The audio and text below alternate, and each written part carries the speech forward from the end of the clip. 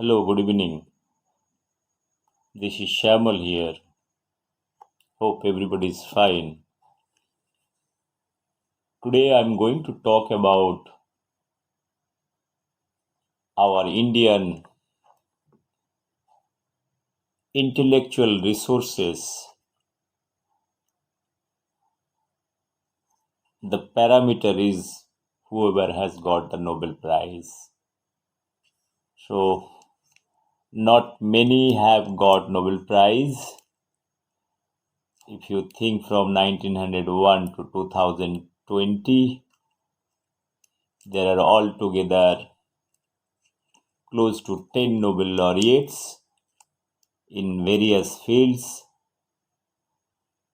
Their origin is from India, or some are settled in India, foreign origin, but they have accepted Indian citizenship. So it is a vice versa kind of thing. Some they are originally Indians, but they are settled abroad. So it is a very kind of interesting phenomena.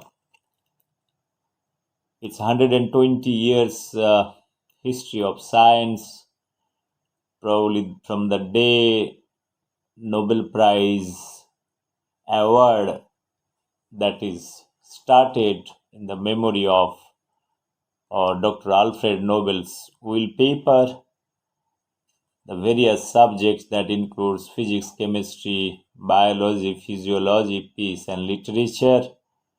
After that, there is a new introduction of economic science, whether you consider this is a Nobel Prize or East Bank Prize.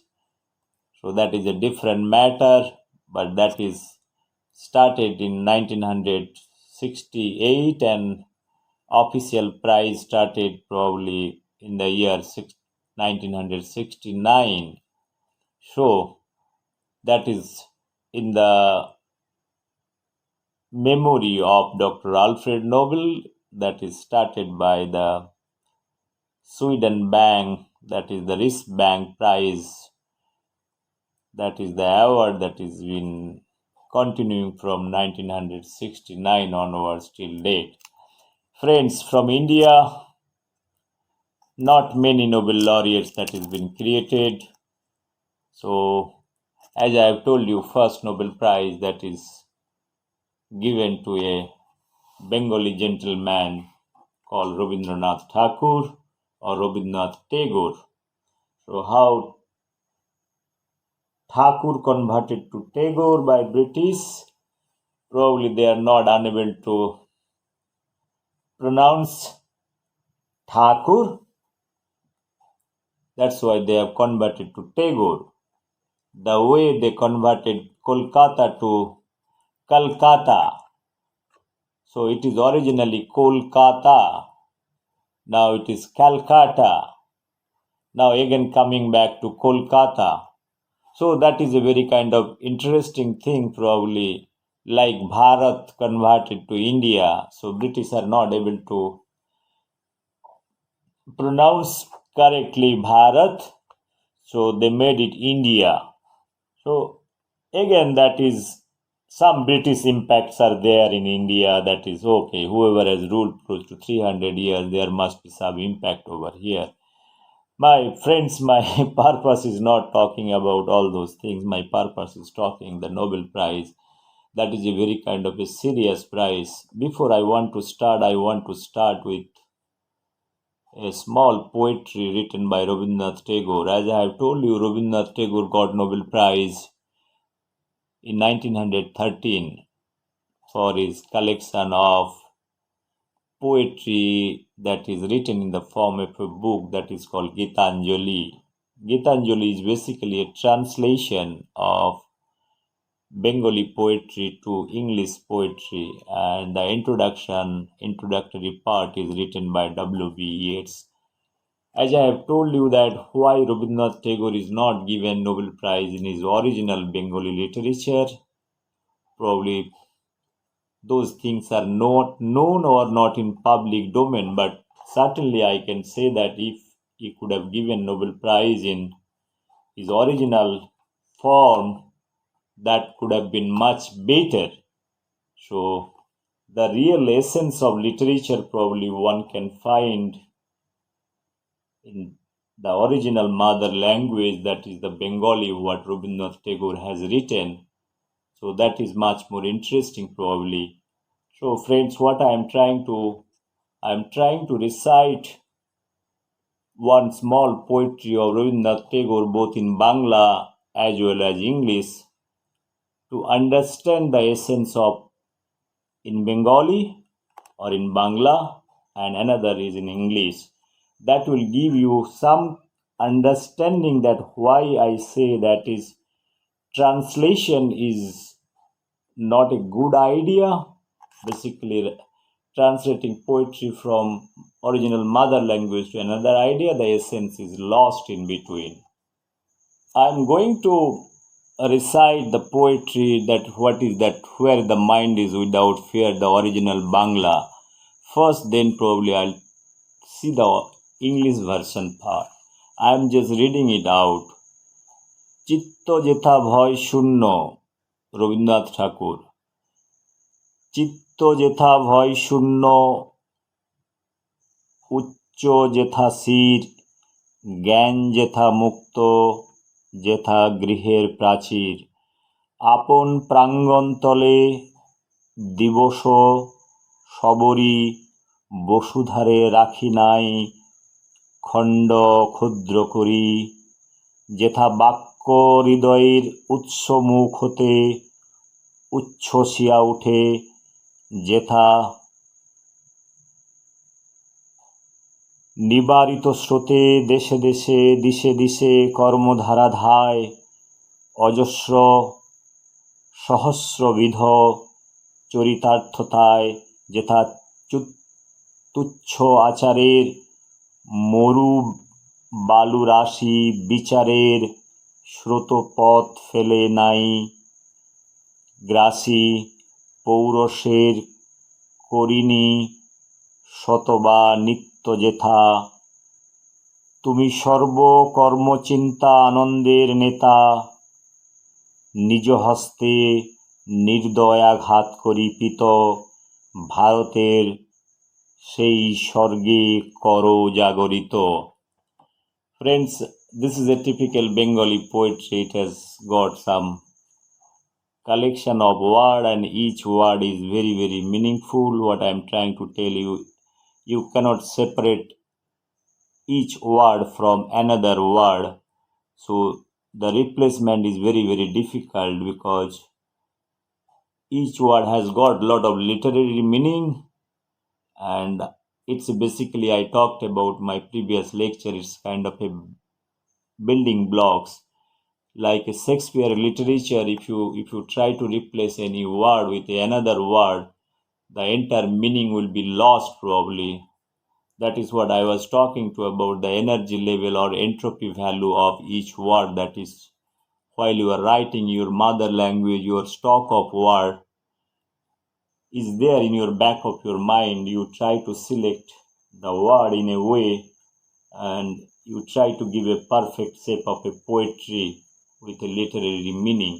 Friends, now I'm going to recite or read out the English version of the same poetry, that is Chitto jetha bhoy shunno, where the mind is without fear. Where the mind is without fear and the head is held high, where knowledge is free, where the world has not been broken up into fragments by narrow domestic walls, where words come out from the depth of truth, where tireless striving stretches its arm towards perfection, where the clear stream of reason has not lost its into the dreary desert stand of dead habit, where the mind is led forward by thee into ever-widening thought and action, into that heaven of freedom. My Father, let my country awaken, by Rabindranath Tagore. Now, if you see something over here, this translation from the original writing, it is much different. It is not exactly echoing the same meaning. This has been given little broader sense, and here the country's Bharat is clearly written. Here this Bharat is deliberately eliminated from this poetry. It is talking about the my country. Here the question is, why not written Bharat over here? That is probably one question need to be answered. If it is a simple translation, so why not the same terminology? It is been same word, it is not been given. That is not very understood by me. Somewhere it is written, ভারতের সেই স্বর্গ করো জাগরিত. That is, Bharat is very much there. When you say Bharat, it is a country, but he is talking about this knowledge and wisdom is boundaryless. But in this poetry, he is trying to say that all Indians, whoever is under all kind of illiteracy, all kind of ignorance, he is wishing through knowledge and wisdom their knowledge to be uplifted. But in his poetry, he is talking about knowledge and wisdom that to be stretched beyond boundary. So probably you can understand there are two different meanings derived from the same poetry, actually in Bangla and another in English. So I am not getting into the debate part over here, but while he was translating this poetry, probably he kept a lot of things in his mind, probably internationalization of knowledge and wisdom. It should not be fixed to a specific four walls. That is what he had in the mind. And the actual poetry and the translation has got a lot of deviation. That is what I was trying to tell you. So nothing more than that. And I have told you probably Tagore could have got Nobel Prize originally in his Bengali or Bangla literature, because that time also crores of people, and India, it is like, no, in India, present day India, Bangladesh and many countries, this Bengali language is a very common language, very rich, like French language, like, no, people speak the French or Spanish language or Italians. Similar way Bengali has got, or Bangla has got, a very long history and is very rich language in that sense. It is started from many centuries people are speaking Bangla. So friends, this is the part what I am going to, I have already explained this part. Beyond that, this is the first Nobel Prize winner in 1913. We are very proud after that. So no literature Nobel Prize, no Indian has got Nobel Prize in literature. So even though we consider V.S. Nypal is Indian origin, probably I'll come back to you about kind of work he has done it, and he also got Nobel Prize. Is a Trinidadian Indian origin, UK citizenship. But Tagore throughout his life he is totally Indian. So he has not accepted any citizenship anywhere. He is very much Indian for rest of his life from 1913 to till date, probably 1941. He died.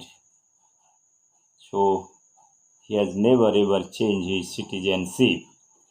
So coming back to another Nobel Prize winner, that is Dr. C.V. Raman. 1930 he got the Nobel Prize for his light scattering discovery, that is again in physics field. So his contribution are enormous. In a transparent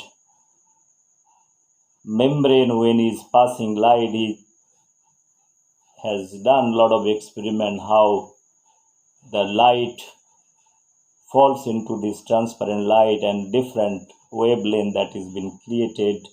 So in his theory, he got the Nobel Prize in 1930, and it has got wide application. So my purpose is not going to talk about what is theory all about. I just want to tell he is also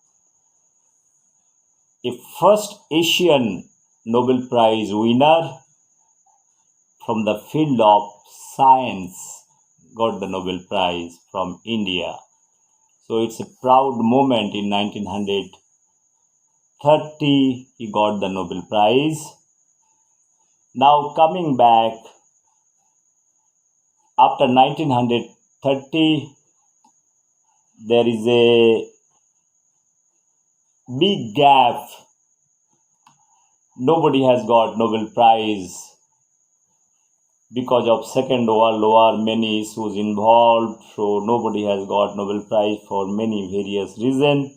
That I am going to talk how many people they have applied for Nobel Prize and how they have rejected and their application is not been considered. That is, I am going to talk.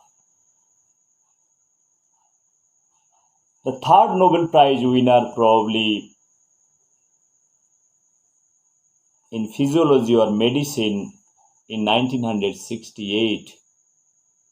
So how many years from 1930 to 1968? Close to 38 years.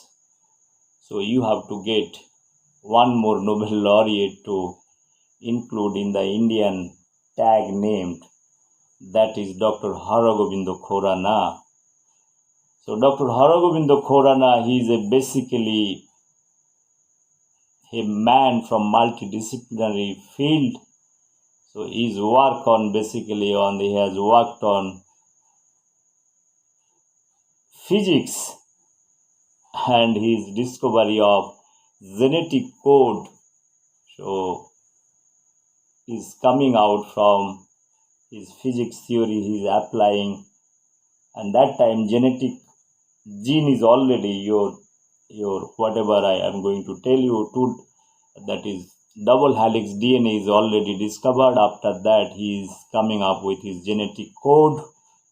This genetic code has got enormous importance today for in the medical science research and development, understanding your lot of things like present day human genome project, understanding different genetic disorder, various other applications. This genetic code is being used in the case of molecular biology and various other fields.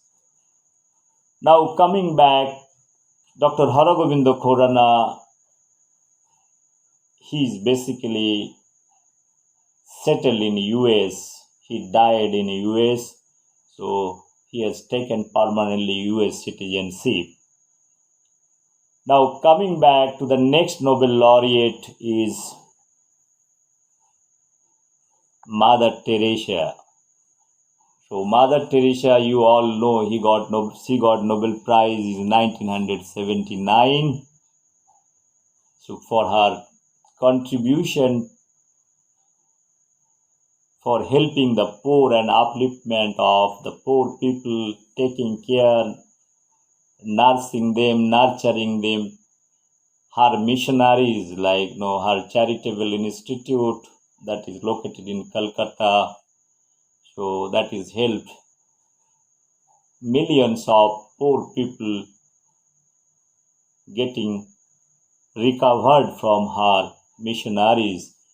Even though there are a lot of question mark, lot of intellectuals, they have questioned her activities, that missionary activities and various other things, those are insignificant in place of humanity. I feel her contribution cannot be ignored, and she has done more than an Indian, even though she is not Indian. From childhood, she is here in India for the service of Indians.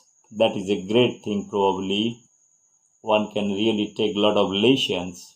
My purpose of telling all those things today, because new generations should know that in India there are so much contribution from various dimensions, and because of all the contribution today, whatever you see, the technology development, many other things, because of whatever things you see, because of small or big contribution from individuals, either it is science and technology, peace, or literature, various other things. As I have told in my lecture, Tagore is not the product of the society. Probably he is product of the society, but his unique thinking process is more individualistic way. He tried to bring himself is larger than anybody, larger than ordinary person. His philosophy is totally different. That's why till date we really recall or we acknowledge the contribution in his literature in various fields, probably in literature, in poetry, song, novels, various other things, his establishment of Santiniketan. So there are many other things. If you want to understand Rabindranath, one has to understand in totality so that this person can be analyzed. Otherwise, it is very difficult. One way of thinking. People talk about he is in trap of nationalism and internationalism. Those are things, probably it is our self-created thing, but one need to understand somebody as a human being, how from a society or a family is basically he is coming from a family, affluent family, very rich family. So coming out from a rich family, thinking about all those things is not that easy. Like Gautam Buddha, he also left the royalty, and from there thinking all those things, becoming Gautam Buddha, it is not that easy. There are a lot of sacrifice. The internal sacrifice is there. Even probably we won't be able to understand or estimate all those things, because those things cannot be quantified in a very micro level. Friends, coming back to another Nobel laureate, I talked about Mother Teresa. Then another Nobel laureate, that is Subramaniam Chandrasekhar. He got Nobel Prize in the year 1983. He is basically from Lahore, Pakistan. That is before independence, it is a unified India. So then probably he moved to US, and he has worked on astrophysics.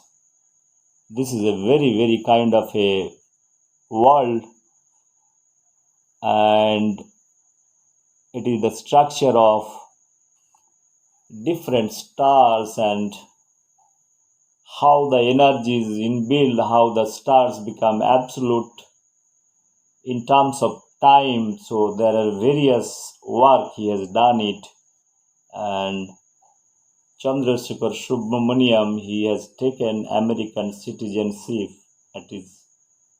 in his later stage of life. He becoming completely American citizen, and he died also over there. So, friends, those most of the work is done through physics field. As I've talked about, C.V. Raman and Chandrasekhar Subramaniam, both are from the physics field. They are hardcore physicists or astrophysicists, whichever way you see it. And after that, there is no Nobel Prize from 1983 to 1998. The Nobel Prize that is received by an Indian economist, Dr. Amartya Sen. So, friends, I talked about Dr. Amartya Sen in many ways, and I have taken both the Economic Science Nobel Prize, whether those are actual Nobel Prize or not, since it is honorary or a Nobel Prize or Bank Prize, it is written in the website, it is pretty clear. And when it was started in 1968, it was introduced, and from 1969, economic science has been introduced, even though those are not the part of actual will paper of Alfred Nobel. So how those things has been introduced, that is known, that is in public domain. One can visit their website, Nobel Foundation website. It will be very pretty clear that I've told many times it is 300 years of celebration of Swedish Bank, and they have approached to Nobel Foundation to start a Nobel Prize in economic science. So those things there are, before that also many subjects also they have tried to push it after the death of Alfred Nobel. So probably economic science is a new entry, even though not the actual will paper talks about only 5 subjects, not this economic science. It is in the memory of Alfred Nobel. This award has been started. It's a Bank Prize, and this is the official status, and in the memory of Alfred Nobel. Whether this to be equated with the actual Nobel Prize or not, I have my own voice. I told those are not the actual Nobel Prize. It cannot be compared. It's basically a bank prize.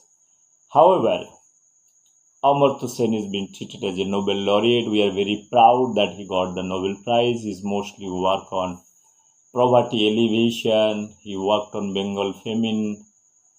Lot of economical theory. He has written plenty books, 60, 70, 80 books he has written. So there is nothing to say much more about his work. It's a lot of theoretical work on poverty alleviation. So I wonder, I can understand a lot of scientists what they have done, either in a field of physics, chemistry or astrophysics, or for biology, probably in economic science. Where is the role, what kind of implementation you have for global poverty alleviation? I really do not have any idea since I am not from science background.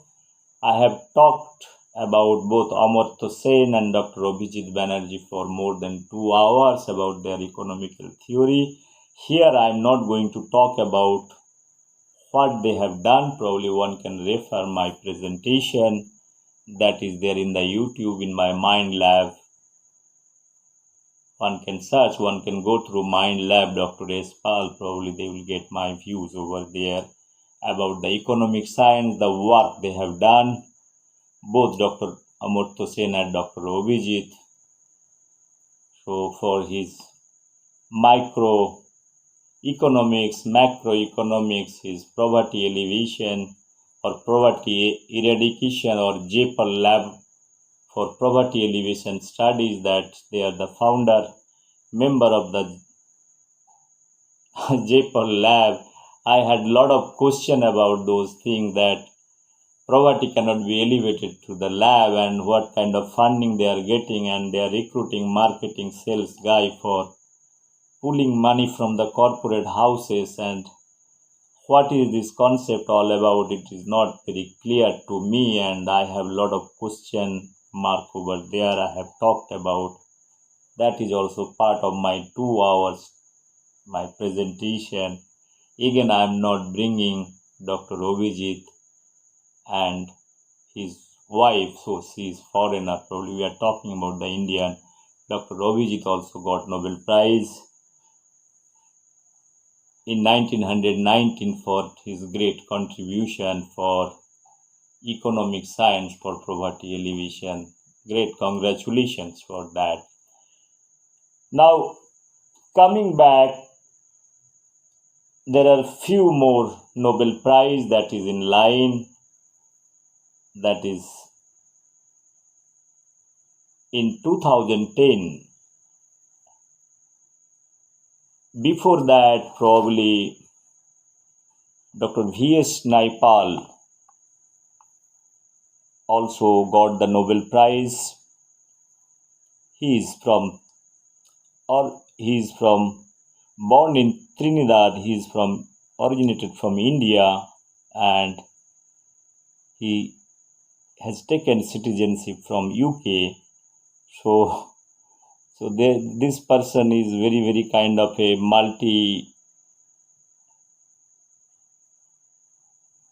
country where from Trinidad to India to UK for his literature.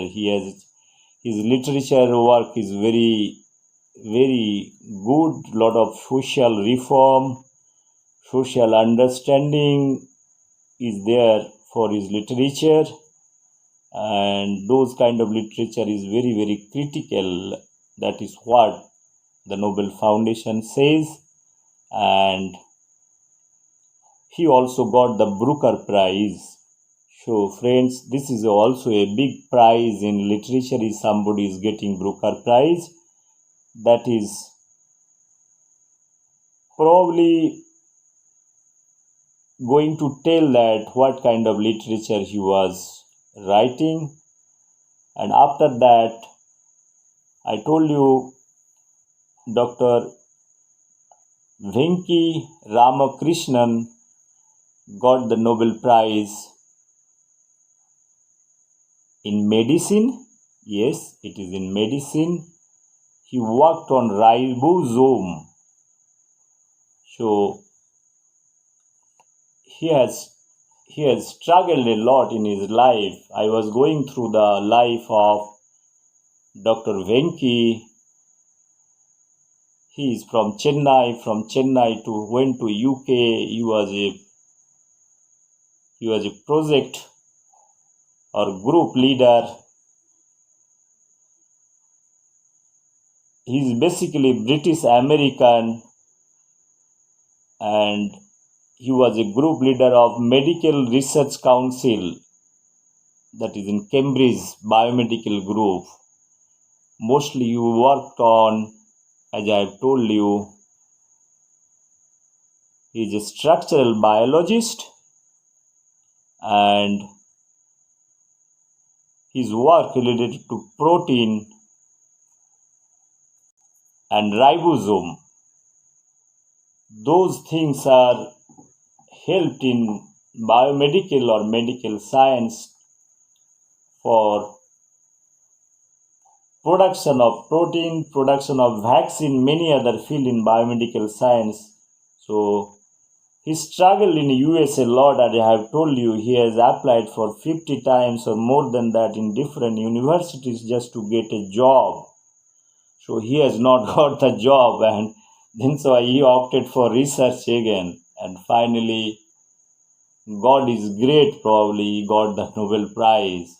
So friends, probably sometime it is very important that whenever you feel you don't get anything, you struggle to have something, if you don't get it, don't be disheartened. Probably one can learn from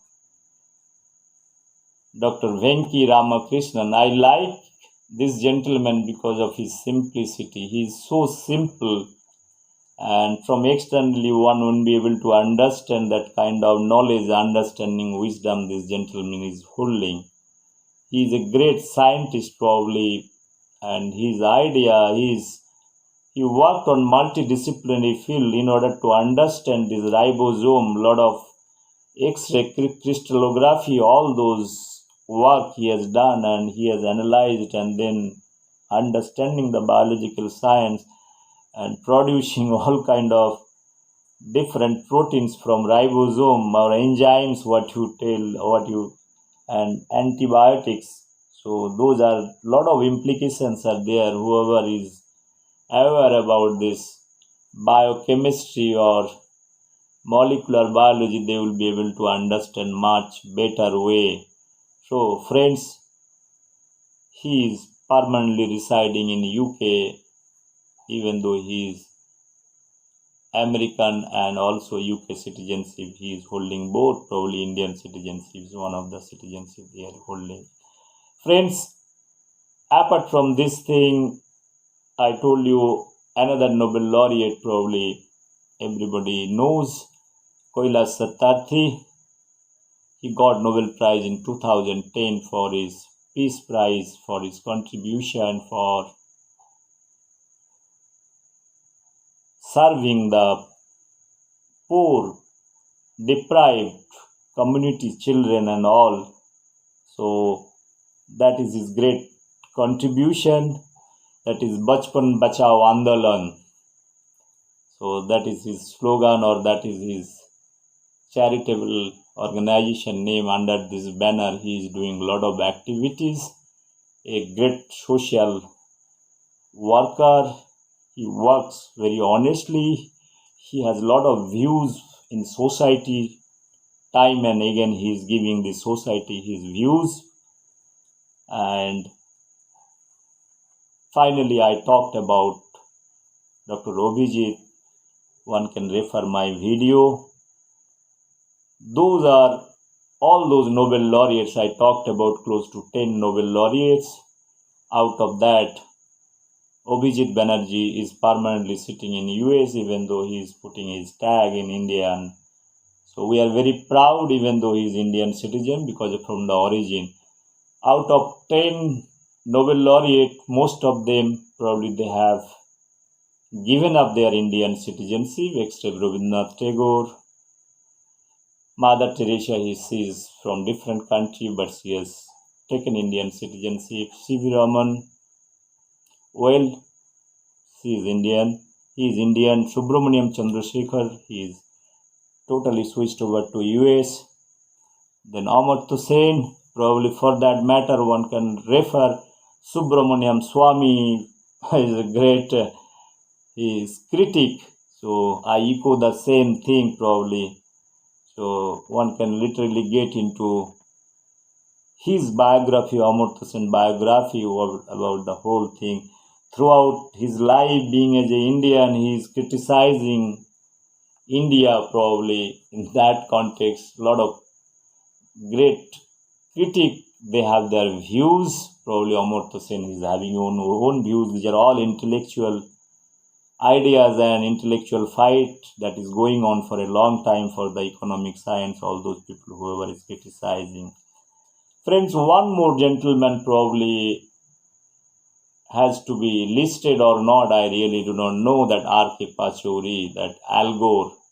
In 2007, IPCC, when they got this Nobel Prize along with Al Gore, Dr. R.K. Pachauri, he is a great environmentalist, and he was also IPCC chairman for Indian chapter. So I could see, and I have also opportunity to meet once in Delhi in Habitat Place. His name is there very much touching, but nobody is telling clearly whether he is one of the recipient of Nobel Peace Prize or not. Probably that has to be taken into consideration. So it is not me, because this global warming issues, there are thousands of scientists they are involved, whether since he was heading a panel, probably whether he should be considered or not, that should be taken into consideration. Friends, this is all about our Indian intellectualism. This is the total strength of our Nobel Prize from 1913 to 2020. We hope there are more Nobel laureates should come in the different field. I'm going to talk about my different topic. Whoever has not got the Nobel Prize, their contribution in the field of science and other things. Once again, thank you very much. This is 31 minutes. Perfectly fine. Probably I'm able to finish this. Say whatever I want to say. I've been thinking for a long time to finish this thing before I sleep. It is now 3:30 a.m. So it's time to say good morning and good night to everybody. Bye bye. Take care. So hope this is going to help the young generation, the new minds, whoever they're doing research, new kids who are into school, college, and university. Probably those names. Probably they can refer those names and read little bit about their contribution. That is all about their contribution. Now you can have your own assessment about their contribution. There are many things are written. So thank you very much. Bye bye. Take care.